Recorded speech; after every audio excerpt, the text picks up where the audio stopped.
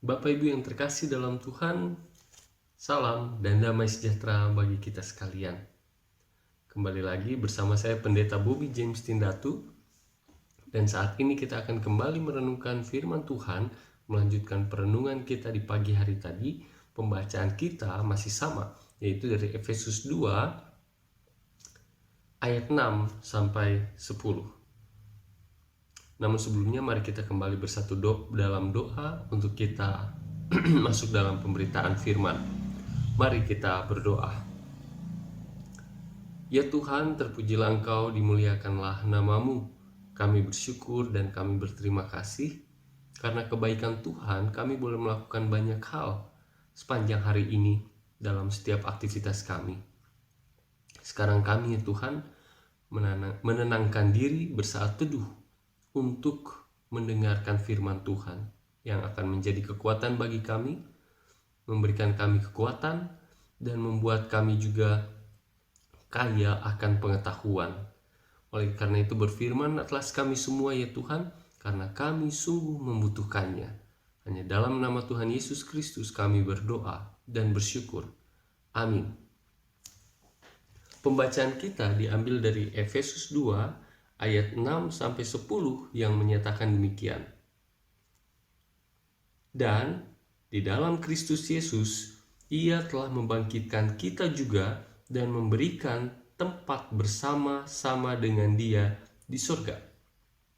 Supaya pada masa yang akan datang, Ia menunjukkan kepada kita kekayaan kasih karunia-Nya yang melimpah-limpah sesuai dengan kebaikannya terhadap kita dalam Kristus Yesus. Sebab karena kasih karunia kamu diselamatkan oleh iman. Itu bukan hasil usahamu, tetapi pemberian Allah. Itu bukan hasil pekerjaanmu, jangan ada orang yang memegahkan diri. Karena kita ini buatan Allah, diciptakan dalam Kristus Yesus untuk melakukan pekerjaan baik yang dipersiapkan Allah sebelumnya. Ia mau supaya kita hidup di dalamnya. Demikian pembacaan Alkitab, terpujilah Tuhan Yesus Kristus. Bapak Ibu Saudara sekalian yang terkasih dalam Tuhan, melanjutkan renungan kita di pagi hari tadi, kata kuncinya masih tetap dalam kata membangkitkan dari kematian yang kekal akibat dosa. Jadi di sini ditekankan lagi mulai dari ayat 6 bahwa kasih Kristus tidak hanya membangkitkan kita dari kematian yang kekal karena dosa itu, tapi di sini juga dikatakan bahwa kasih Kristus itu atau keselamatan dari Kristus itu memberikan kita tempat di surga. Bagi kita orang-orang yang sudah belajar tentang Kristus Yesus, belajar tentang perkataan Yesus Kristus, tentu kita semua sudah mengetahui bahwa Tuhan menjanjikan kita tempat di surga, itu janjinya tidak mungkin tidak ditepati. Namun Bapak Ibu Saudara sekalian yang terkasih dalam Tuhan, kita sekarang ini juga diingatkan kembali bahwa jaminan kehidupan kekal yang seperti inilah yang dimaksud Yesus Kristus ketika Dia mau membangkitkan kita dari kematian yang diakibatkan oleh dosa. Jadi kehidupan kekal yang seperti ini yang dimaksudkan oleh Yesus, supaya kita tidak mati sia-sia di dalam dosa, tapi justru kita bangkit dan menerima kehidupan kekal menurut maksud Yesus Kristus dalam karya keselamatannya. Selanjutnya, karena kasih, kita diselamatkan oleh iman di ayat 8. Ini berarti Bapak Ibu Saudara sekalian, iman itu tidak berdiri sendiri. Ada kasih di belakangnya. Karena kasih, kita diselamatkan oleh iman. Penekanannya adalah iman adalah bagian dari keselamatan itu sendiri, dan tanpa kasih orang beriman tidak berguna. Kita buktikan pernyataan Paulus ini di 1 Korintus 13 ayat yang kedua. Saya bacakan untuk Bapak Ibu Saudara sekalian, ayat kedua B. 1 Korintus 13 ayat 2b. Dan sekalipun aku memiliki iman yang sempurna untuk memindahkan gunung, Tetapi jika aku tidak mempunyai kasih, aku sama sekali tidak berguna. Jadi iman pun tanpa kasih adalah sesuatu yang tidak berguna. Oleh karena itu Paulus menekankan di Efesus ini bahwa keselamatan itu muncul karena kasih. Tanpa ragu Paulus mengatakan, sebab karena kasih karunia kamu diselamatkan oleh iman. Itu bukan hasil usahamu, tetapi pemberian Allah. Oleh karena itu Bapak Ibu Saudara sekalian, pernyataan Paulus baik di Efesus dan di Korintus tadi, di 1 Korintus 13 tadi, adalah pernyataan Paulus yang konsisten dan tidak berubah. Pemahaman Paulus tentang kasih dan iman.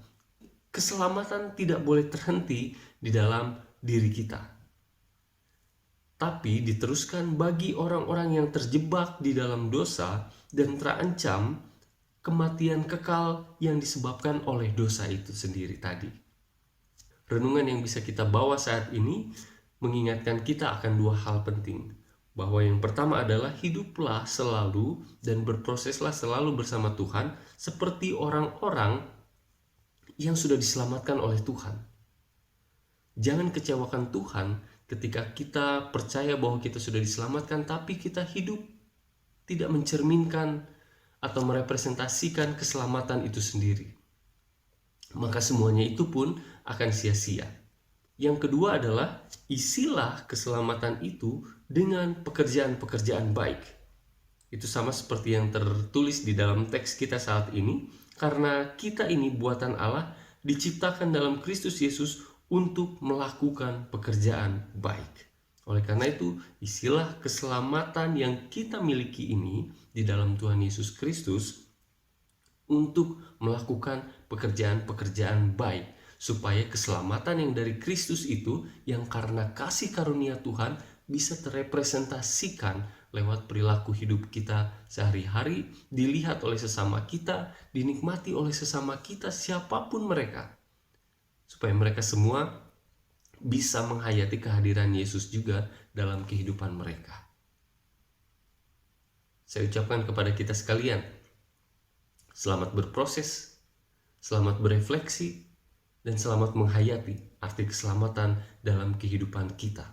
Jangan buat itu menjadi sia-sia, tapi isilah semuanya dengan pekerjaan-pekerjaan baik. Tuhan memberkati kita sekalian. Amin. Mari kita berdoa. Ya Tuhan, terpujilah Engkau, dimuliakanlah nama-Mu. Saat ini kami semua tertunduk di hadapan-Mu dalam doa. Kami bersyukur untuk kesempatan yang Tuhan anugerahkan bagi kami, terutama untuk ketika kami merenungkan surat Efesus ini bersama-sama. Tuhan, kami percaya ketika kami merenungkan ini bersama-sama, Tuhan menegur kami semua untuk kembali menghayati keselamatan yang Tuhan anugerahkan bagi kami. Karena kasih karunia Tuhan, kami diselamatkan. Jangan biarkan kami menyalahgunakan keselamatan itu. Jangan biarkan kami bermegah diri atas keselamatan yang Tuhan berikan itu. Bahkan jangan membiarkan kami juga ya Tuhan untuk menistakan keselamatan yang Tuhan sudah berikan bagi kami. Tuhan, kami mohon pertolongan-Mu supaya kami semua tetap hidup menurut kehendak Tuhan.